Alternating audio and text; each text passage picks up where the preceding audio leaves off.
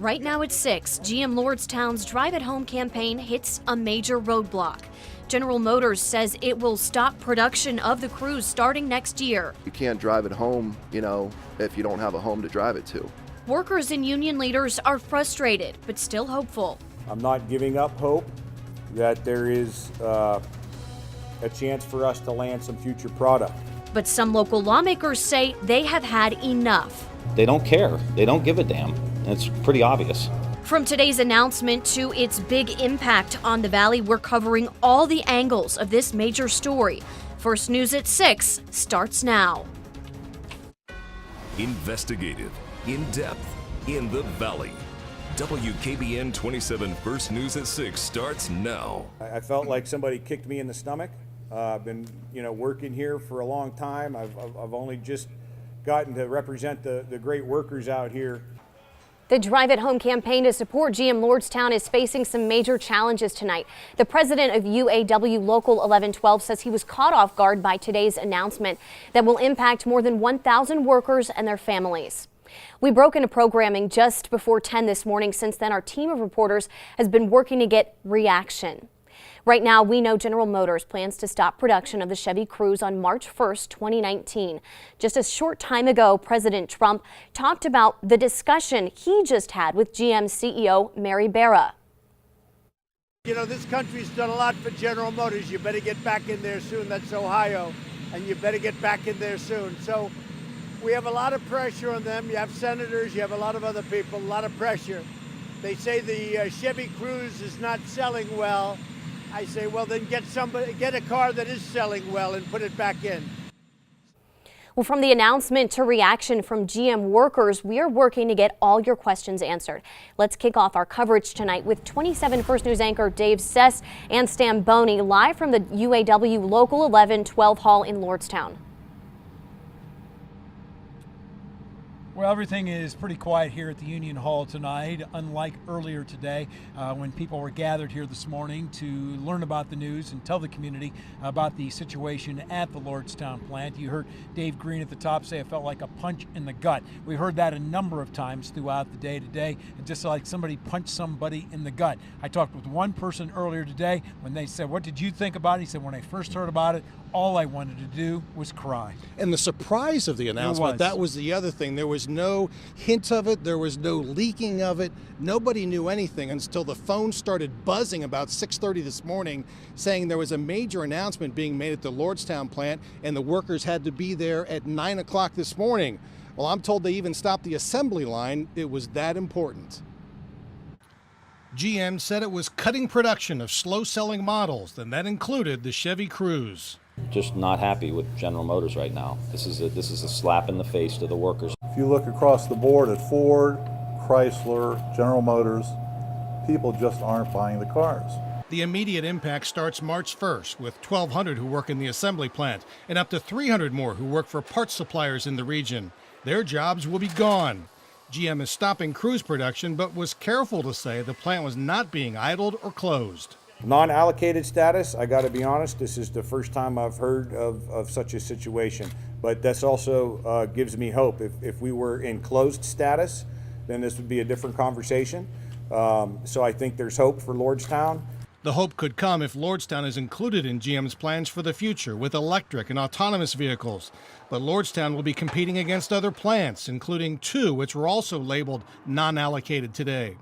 GM got rid of its second shift this summer, and now it's getting rid of the final Lordstown shift. Lordstown and Michigan and Detroit and all these other communities were on the receiving end of a massive attitude of, corporations can do no wrong and they get to keep all the money and screw the worker. Them not shutting down, of course we're going to hope that, we're going to get a future product. But, the way it's looking, the writing's on the wall and it's not looking good. All right, the Cruze was a popular car with gas at $4 a gallon. Now that it's just $2, well, sales are down 26% this year. Well, earlier today, I stopped by the Lordstown plant as the first shift, or the only shift, was leaving work. I tried to talk to a few people as they left the plant. Not a lot of people wanted to talk about what happened today. I did, however, run into one woman. Her name was Michelle Riddle. She's an 18-year employee of the GM Lordstown plant. She is from Hubbard. I asked her what she was going to do now. She said she didn't know. She has a 14-year-old child. She said she may, if she is offered a job to go somewhere else, may take advantage of that and may have to move out of the area. She's from this area. She really does not want to do that. She did explain to me what her thought process was when she heard this morning that there was going to be a meeting to talk about the future. I was hoping they would tell us we're getting a new product or something and find out that they're closing this plant down. Now, I also asked her if she saw this coming, if she thought that there was even any chance that they would be announcing that there would be no car next year coming to the Lordstown plant. And at that point, she told me emphatically no, she did not see this one coming at all. She said it was just a quiet day in the Lordstown plant today. There wasn't a lot of talking after the announcement was made. Everybody just kind of went about their business, and not a lot of people said much at all. Of course, a big impact for the workers at the plant. Some say that it has an impact of for anywhere from 7 to 13 workers outside of the plant as well. And for towns and municipalities too. It is, and one of those is the Lordstown schools. They're going to have to be dealing with as well. And Nadine Grimley is standing by outside of the GM Lordstown plant to give us that side of this big story. Well, Dave and Stan, I've been texting Lordstown Local School Superintendent Terry Armstrong throughout the day. He's out of town today, but says his first thoughts are with the employees affected by this announcement and their families. Armstrong says that Lordstown Local Schools doesn't receive any income taxes from employees at GM Lordstown, but the district does receive about $800,000 a year in property and real estate taxes a year from General Motors, which is about 10% of their budget. You know, right now, we're going to be concerned about the families and the students here and just continue to be fiscally responsible. I think that's all we can do right now. Superintendent Terry Armstrong says they've already seen school families negatively impacted by the elimination of 2 shifts here at the plant. He says the school community will continue to work with area agencies to help these families affected in whatever way that they can. Live in Lordstown tonight, Nadine Grimley, WKBN 27 First News. Stan and Dave. All right, one more thing to throw in here. I think GM got the pop it wanted today, up $1.72 a share, about 4 3/4% today. All righty, that wraps us up here from outside of the United Auto Workers 1112 Union Hall. We will continue to follow this story. This one's going to be going on for a while. We'll see what happens over the following months and as we lead up to March 1st. All right, live in Lordstown, along with Stan Boney, I'm Dave Sess, WKBN 27 First News. And now we are joined in the studio by State Senator Joe Schiavone. Thank you for being here for us. Of course. Tough day today. Yeah, I mean, it's frustrating, it's sad, you get mad, but then you want to find a solution. You want to try to get to a place where we can put people to work and grow the valley. So first, what they just mentioned was GM stocks going up today. It's sickening. I mean, we got to have a conversation about going to Washington and in Columbus and repealing these corporate giveaways. You know, from the federal level and the state level, you give the people that have the most money more money with no hooks for them to actually do stuff like invest in Lordstown, invest in workforce, invest in the communities with just the hopes and prayers that they're going to do it. And you see what happens. That's the frustrating thing for me, both in Columbus and in Washington. Until we change that, you're going to see more of this. Well, the crazy thing is that I feel like so many of our local lawmakers have been trying to work with GM on a solution, and it's been, we're working toward progress, but you were just as blindsided as everyone else today. Of course, and they're not going to tell you because they don't really care. You know, at the end of the day, it's about cash. It's not about people. And that's what's changing in this country for the worse. And until we get back to a place where I want to incentivize business. As a state senator, you incentivize business, but you say, in order to get the money, you got to do something. You got to hire somebody. You got to make improvements in something. You got to increase your footprint and buy the property across and clean it up. Do something to make your community stronger. And we as a state and a country will give you those dollars, but you can't just give it all to them. So they've been here in our area for 52 years. This is 1,500 workers that are going to lose their jobs. The silver lining in this is that term unallocated. Correct. And that's why, as angry as you get, you got to stay positive. You have to focus on what you can control now. What we can control now is trying to put our best foot forward as a community, show General Motors that we have the workforce necessary for them to be able to turn a profit. We got to show them that we have the people here and we have the facility. I don't care if it's a Cruise or whatever the next line of vehicles are. We got to get it here rather than in a different state or a different country. And we're going to have to battle for that. If they wanted to close it today, they would have said we're closing today. They said we don't have a product for 3/1/19, but we got to find one. And that's going to be the goal of myself and a lot of others, is just to try to find a product, try to find something we can do at that facility in order to give people an opportunity to make a living here in the Valley. Maybe electric cars. If it's electric cars, it's electric cars. I don't care what it is. As long as people can make a good, decent living and live in this community and grow their families, that's what it's all about. All right, State Senator Joe Schiavone, thank you so much for being here with us. And we appreciate your time. Well, switching gears now, Ohio Senator Sherrod Brown also talking about today's announcement. He issued this response. GM owes the community answers on how the rest of the supply chain will be impacted and what consequences its disastrous decision will have on the Mahoning Valley and our state. My office stands ready to do everything we can to help these workers. This decision is corporate greed at its worst. Our coverage of this major local story continues in just minutes. We're talking to a Lordstown retiree, and we'll learn what he thinks about today's development. Plus, local business leaders are reacting as well. Their message for General Motors, these stories in the next 5 minutes. And more local coverage ahead at 6. Otherwise, a weekend apartment fire forces people out of their homes. And new today, we went back to Lisbon and learned about how one business owner found out about that fire. That's next at 6. Plus, the Girard High School football team is looking for its first state championship this weekend.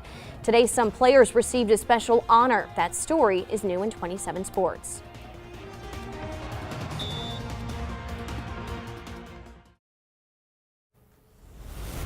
Continuing coverage right now of the Drive at Home campaign. Today's announcement from General Motors is impacting more than just current workers. The news also impacts former employees. 27 First News talked with a local retiree.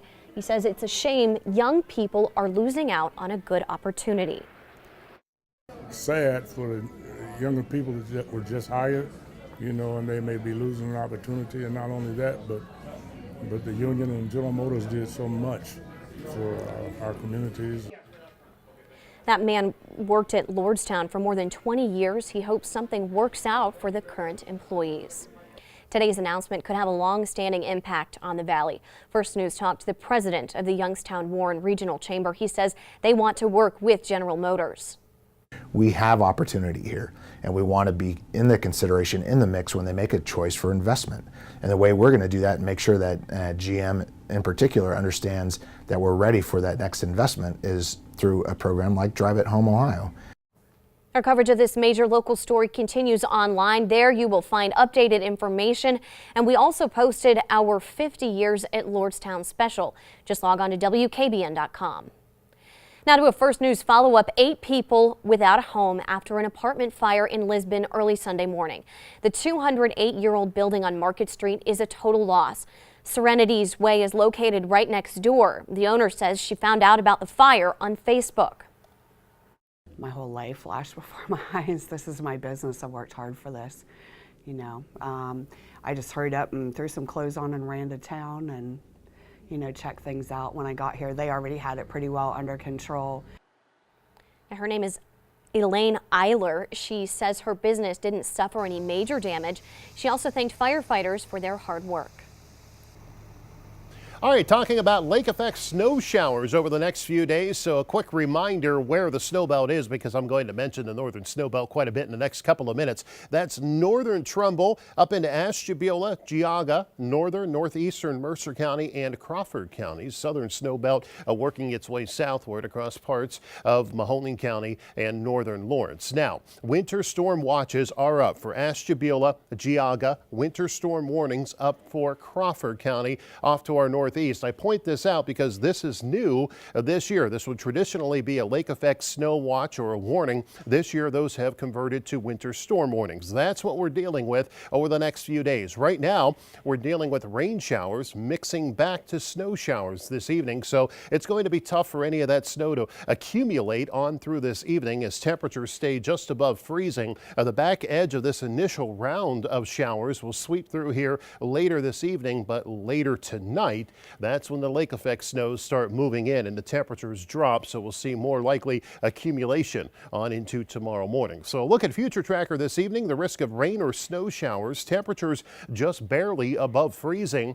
But as we drop into the upper 20s tonight, the lake effect snows will get going heavier to the north. Some of those trying to sneak in, especially north and east of the turnpike here across Trumbull and Mahoning counties, especially through that northern snow belt. And then tomorrow, the best chance of snow is up north in your traditional snow belt and points northward, although a few of those snow showers try to sneak southward. Can't rule out a snow shower or flurry as far south as parts of Columbiana County here into tomorrow. And then by tomorrow evening and tomorrow night, those snow showers continuing. So you can plainly see these are going to start adding up in spots, especially northeastern parts of Trumbull County, central, northeastern, and eastern parts of Mercer County, where 4 to 5 inches of possibility before this wraps up as we go on into Wednesday night into Thursday morning up north in the parts of Ashtabula, Geauga, and Crawford counties, closer to a foot of snow, a possibility. So temperatures tonight falling out of the 30s, still some gusty wind out there, and that'll continue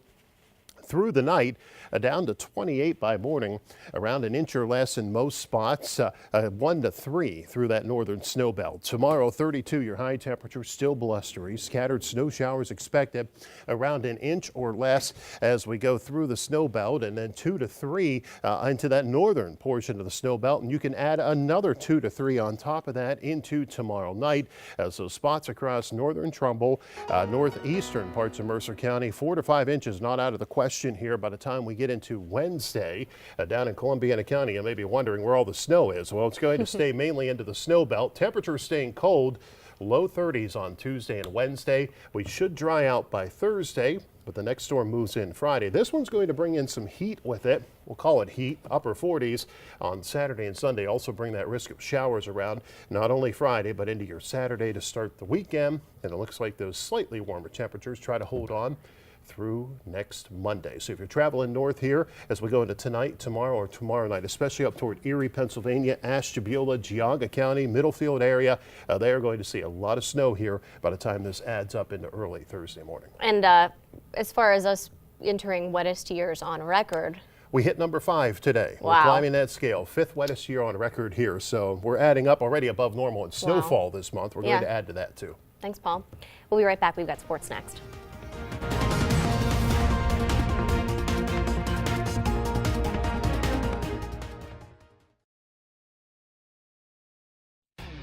The local guy covering your local sports. Ryan Allison on WKBN 27 First News.